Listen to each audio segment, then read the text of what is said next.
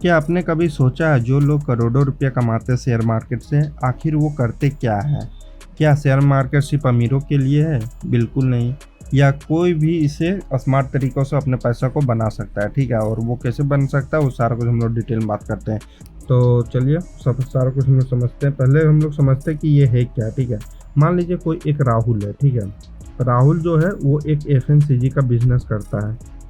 FMCG का जो एक बिज़नेस करता है, मान लीजिए वो एक कोई शॉप खोला है और उसमें बहुत अच्छा वो प्रॉफिट जनरेट कर रहा है उस शॉप से, ठीक है? तो उस शॉप से वो अपना चाह रहा है कि उसको एक्सपेंड करे। कैसे कर सकता है? तो वो अपने बिज़नेस को मतलब अपने शॉप को वो 10 जगह वो मतलब अपने स्टेट में वो अपना आउटलेट खोलना चाह रहा है, ठीक है? तो उसके लिए उसको चाहिए होगा पैसा, फंड। तो फंड के लिए वो क्या करेगा? अपने दोस्त के पास जाएगा, फैमिली फ्रेंड के पास, जो कि ओनरशिप अपना शेयर करना या प्रॉफिट हिस्से देना, इसी को बोलते हैं शेयर मार्केट, ठीक है? अब हम लोग आते हैं थ्योरी में कि शेयर मार्केट है क्या।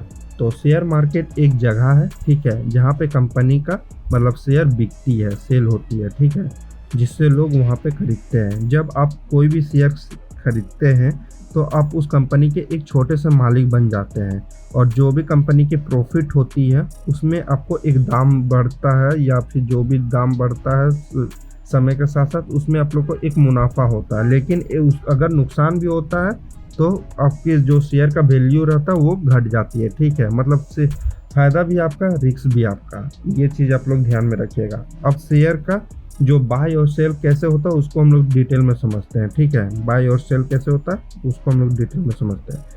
जैसे सामान खरीदने के लिए आप लोग अमेज़न या फिर फ्लिपकार्ट के मार्केट प्लेस में जाते हैं और वहाँ से आप लोग सामान खरीदते हैं, तो एक मार्केट प्लेस होता है, ठीक है?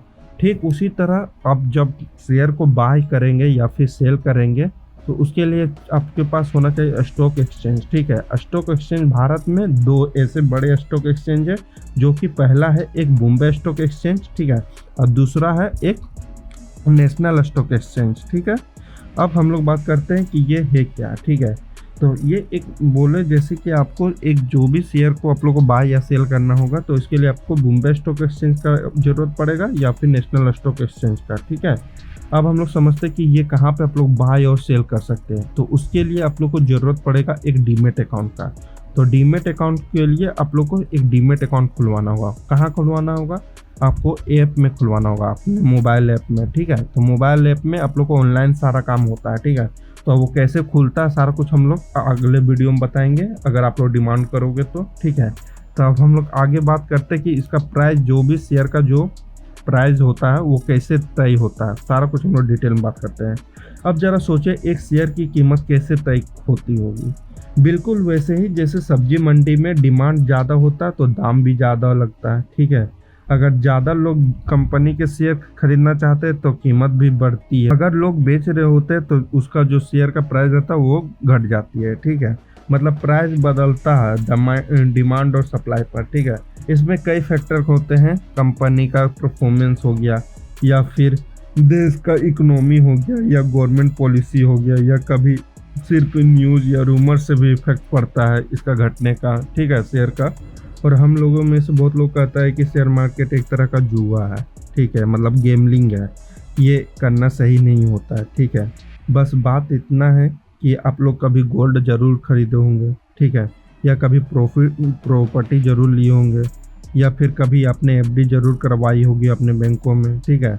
तो ये सब जब करवाए हो तो ऑलरेडी आप लोग इन्वेस्ट किए हो, मतलब आप लोग पहले से ही एक इन्वेस्टर हो। बस फ़र्क इतना है कि शेयर मार्केट में थोड़ा सा समझना पड़ता है, और पैसा कहाँ लगाना है और कहाँ कब लगाना है वो सारा कुछ आप पे डिपेंड करता है। ये चीज़ आप लोग को ध्यान में रखना कि पैसा आप लोग कहाँ लगा रहे हो और कब लगाना है, वो सारा आप लोग को डिटेल में थोड़ा सा समझना होगा। और वो कैसे समझोगे वो सारा हम आने वाली वीडियो में आप लोग को सारा कुछ बताएंगे कि ट्रेंड कैसे फॉलो करना है, ठीक है? फिर आप लोग को मार्केट के हिसाब से कैसे अप ट्रेंड देखना या डाउन ट्रेंड देखना, वो सारा कुछ आप लोग को हम डिटेल में बात करने वाले हैं। फिर होता है टेक्निकल एनालिसिस, ठीक है? फिर एक होता है फंडामेंटल एनालिसिस। टेक्निकल एनालिसिस कब करते हैं हम लोग? जब हम लोग ट्रेडिंग करते हैं तब हम लोग टेक्निकल एनालिसिस करते हैं। फंडामेंटल एनालिसिस कब करते हैं? जब हम लोग अपना शेयर को इन्वेस्ट करते हैं लॉन्ग टर्म के लिए, तब हम लोग फंडामेंटल एनालिसिस करते हैं। फंडामेंटल एनालिसिस करने के लिए सबसे पहले आप लोग को ज़रूरत पड़ता है पी रेशियो चेक करना होता है, ठीक है। ये क्या होता है वो आने वाले वीडियो में बताएंगे। फिर बैलेंस शीट देखना पड़ता है, बिजनेस का प्रॉफिट देखना पड़ता है, सेल्स देखना पड़ता है कि क्या किया कंपनी, फिर देखना पड़ता है कंपनी क्या बेचती है, सेल क्या कर रही है, कैसे प्रॉफिट कर रही है, कहाँ कहाँ से प्रॉफिट आ रहा है, कि कौन कौन लोग इसमें इन्वेस्ट किए हैं, फॉरेन इन्वेस्टर कितना है, समझ रहे हैं। या फिर यहाँ बहुत सारा ऐसा चीज़ है जिसमें आप लोग को सारा कुछ हम आपको बताएंगे आने वाले वीडियो में। टेक्निकल में देखना पड़ता है कि ट्रेंड क्या चल रहा है मार्केट में, ठीक है। बहुत सारा इंडिकेटर इसमें देखना पड़ता है, इंडिकेटर के साथ साथ इसका न्यूज़ देखना पड़ता है, ग्लोबल न्यूज़, ठीक है। सारा कुछ हम आप लोग डिटेल में बताएंगे, कोई दिक्कत वाली बात नहीं है, ठीक है। अब आप लोग बताओ कि आने वाली वीडियो आप लोग क्या देखना चाहते हो, ठीक है। तो ये एक छोटा सा वीडियो था, तो आप लोग को कमेंट करके ज़रूर बताना है कि आप लोग शेयर मार्केट में आगे आप लोग क्या सीखना चाहते हो। आप लोग को कमेंट करके बता देना, उससे रिलेटेड हम आपको वीडियो प्रोवाइड कर देंगे, ठीक है। तो बहुत जल्द मिलते हैं आप लोग के साथ इन्फॉर्मेटिव वीडियो के साथ, ठीक है। तो जय हिंद। अगर चैनल को सब्सक्राइब नहीं किए तो चैनल को सब्सक्राइब भी कर सकते हो आप लोग, जिससे आने वाली वीडियो आप लोग से मिस ना हो पाए, ठीक है। तो मिलते हैं, बाय।